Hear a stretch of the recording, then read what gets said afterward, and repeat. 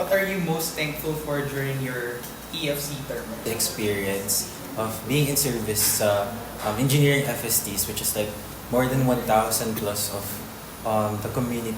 Siguro for me, ang pinaka-thankful would be EFC in general, yung EFC 21-22. Kasi hindi ko in-expect na magiging super close kami.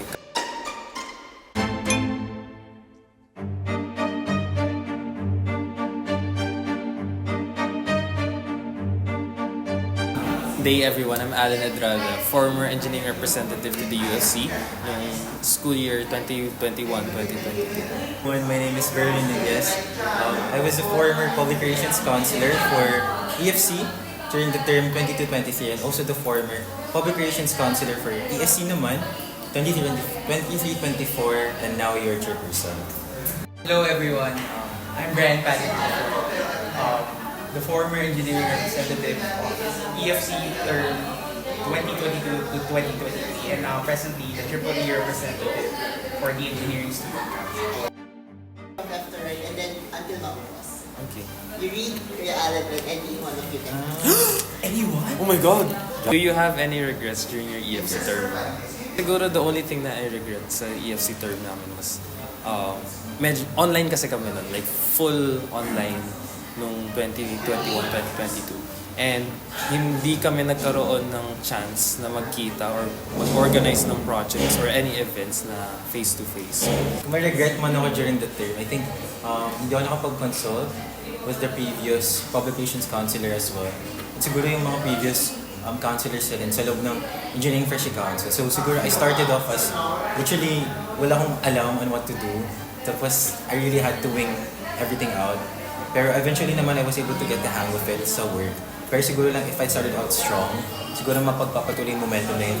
For me personally, as it was my very first student leadership experience, I believe the regret that I had was not actually enjoying it to the fullest. Because as much as it was a fulfilling endeavor, I was not able to focus it on too much kasi I was struggling with the academics.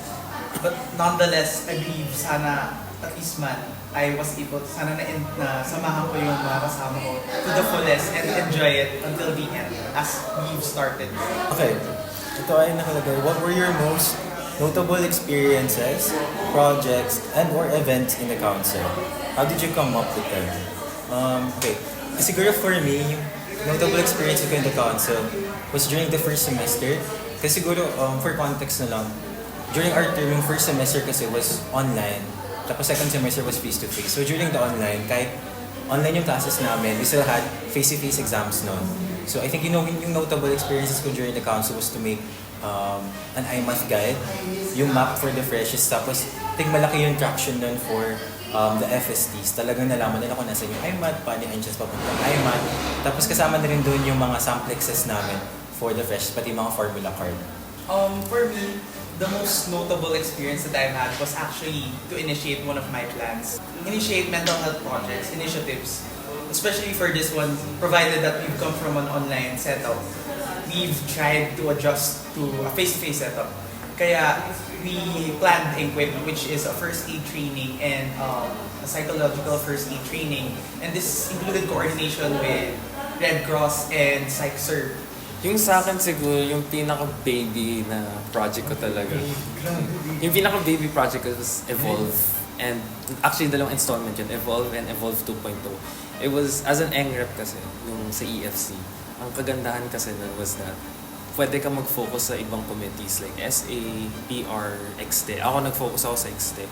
And yung Evolve was actually a career consultation, things like that. Parang nag-invite kami ng alum speakers to speak about engineering.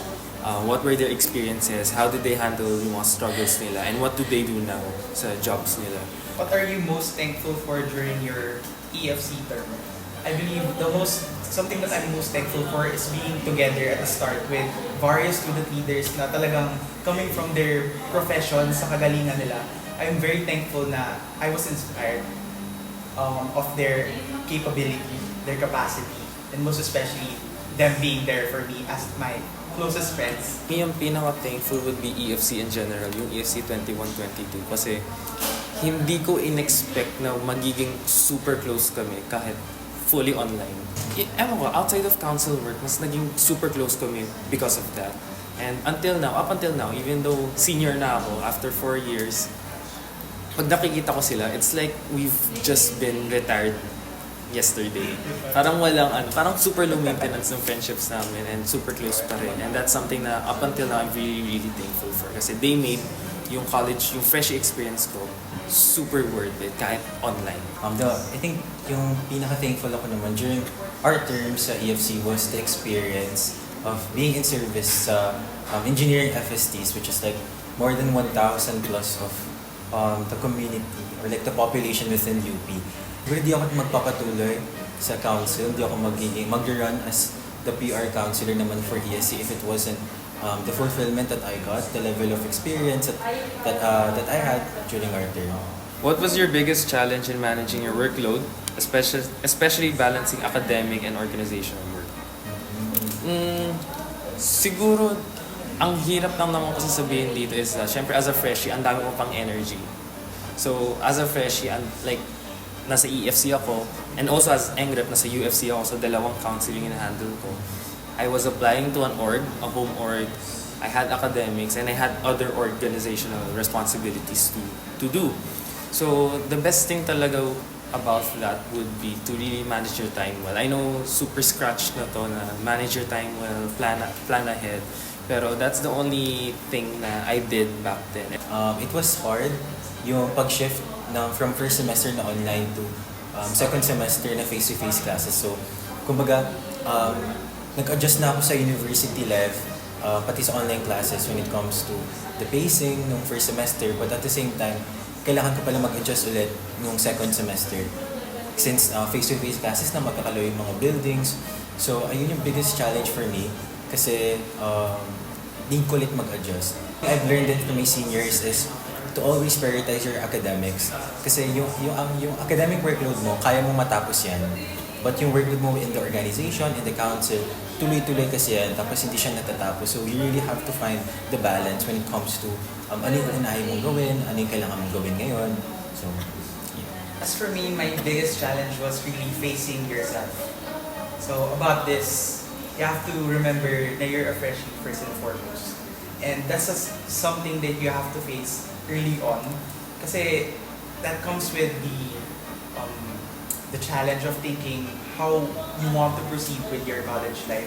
Kung ito ba yung gusto mong profession, and you have to face various challenges relating to how you will handle your academics, your organizations, and the council itself. What was it like working, especially in communicating in the Engineering Freshie Council? During our term naman, kahit paano, yung mga unit representatives namin, very active sila when it comes to interacting with the engineering FSs din sa batch namin. Since syempre, yun din yung mga nakakasama nila mga students, mga ka-blockmates nila. So kumbaga, andun yung first-hand insights na nakukuha nila from their constituents.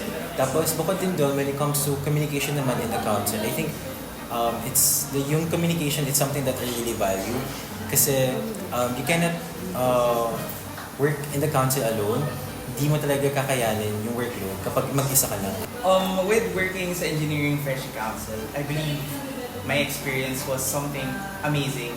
Kasi before we even started our term as your counselors, your engineering representatives, unit representatives, we were close as friends, and ever since from there, we got to meet each other. Kasi before you start Engineering Freshie Council, you just have to meet the various student leaders together with you. Kilalanin mo sila kasi sila yung makakatrabaho, sila yung makakasama mo for the entire year, and you'll get inspired by their efforts, their endeavors, kung saan sila nanggagaling. And from there talaga, you get to know how to work with them. And working with them is as easy as consulting with a friend.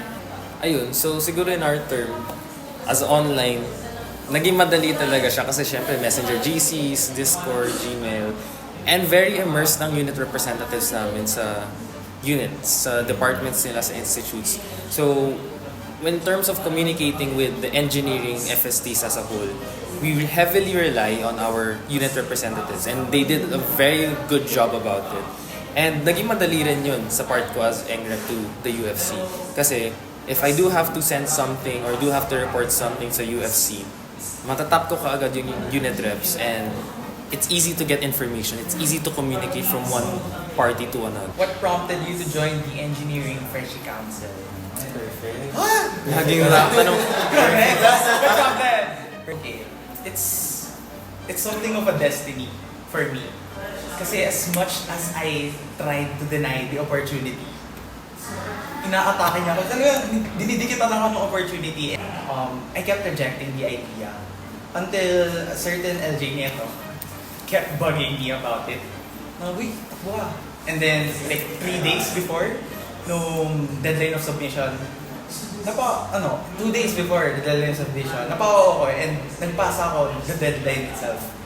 And, ayun, it got me thinking, kung iniiwasan ko ba siya, does that mean na ayaw ko sa kanya? Whenever, kahit na ilang beses ko siyang iniisip, like hindi ko talaga matigilang isipin na am I meant for him? And the opportunity shows itself, mas lalo kung iniiwasan ko siya. And if hindi ka titigilan yan, it's meant for you. And seeing how much I've gone far with my service, and now presently I'm back in the Engineering Student Council, I think it's something of a destiny talaga. Ako yung EngRep and then after me was him, so like predecessor. And then, ewan ko, parang the last time I was asked this question was MDA. So it feels like an MDA nung EFC. Pero ayun, what prompted me to run actually during that time was, I was also convinced by a senior of mine. Ang EngRep before me was si Ana Chua. And siya yung unang-unang nag-chat sa akin, nag-message sa akin when I entered UP as a freshie, as a freshie. And she saw potential in me, which I thought I didn't know about. So, sabi ko, sige, why not? Try natin. Mag-apply tayo sa EngRep. And ayun, also mostly part of the reason kung bakit, aside from si Ana Chua convincing me, was that it was online and I wanted to get to know more freshies, more co-freshies, more engineering freshies, and I wanted to get to know more about the UP system. Super hirap nung time namin kasi freshie kami pero we can't feel yung pagiging UP namin kasi online. Actually, for context, I didn't initially run talaga for the Engineering Freshie Council. I was appointed as a public relations counselor. So yung reason for that was, at the start kasi, I know na it's a big adjustment na pumasok sa university, more so in the University of the Philippines, 𝚤𝚤𝚗𝙗. So, kailangan ko muna i-test yung waters for myself as well. Tapos, bukod naman doon, nung natapos na yung applications for the Engineering Freshie Council, I saw some testimonies from EFC 21-22. From there, I saw na hindi mo kailangan ng malaking CV or ng malaking leadership background to join the Engineering Freshie Council. Because I really wanted to run talaga before, but it's just that mas nag-matter sa akin yung self-preservation ng mga panahon na yun.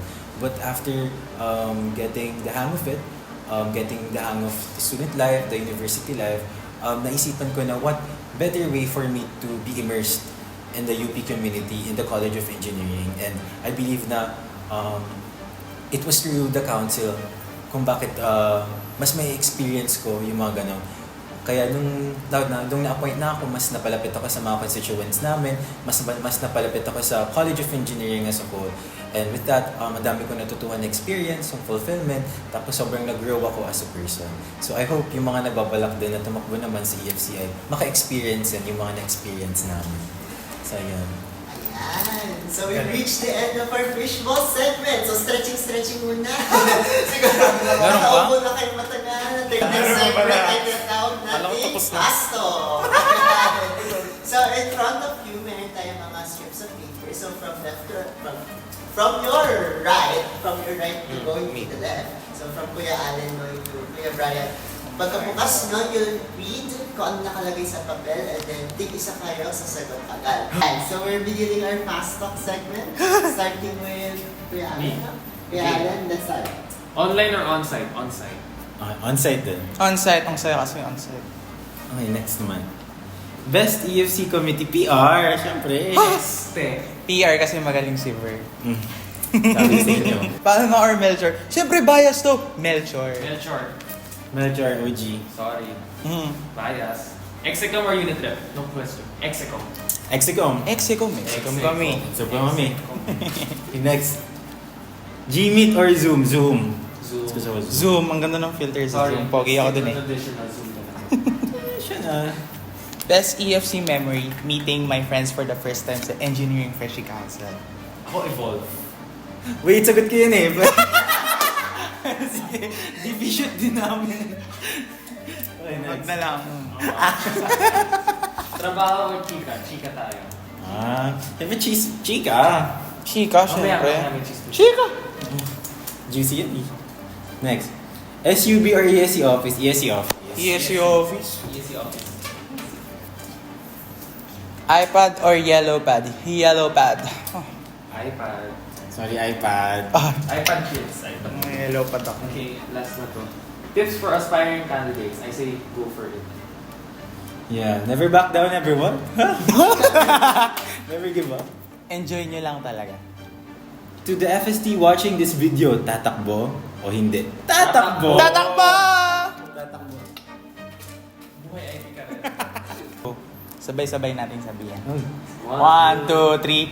Thank you and done! Yay! Ayan, so we have reached the end of our fast talk segment. So we will be giving you guys a certificate of appreciation. May certificate!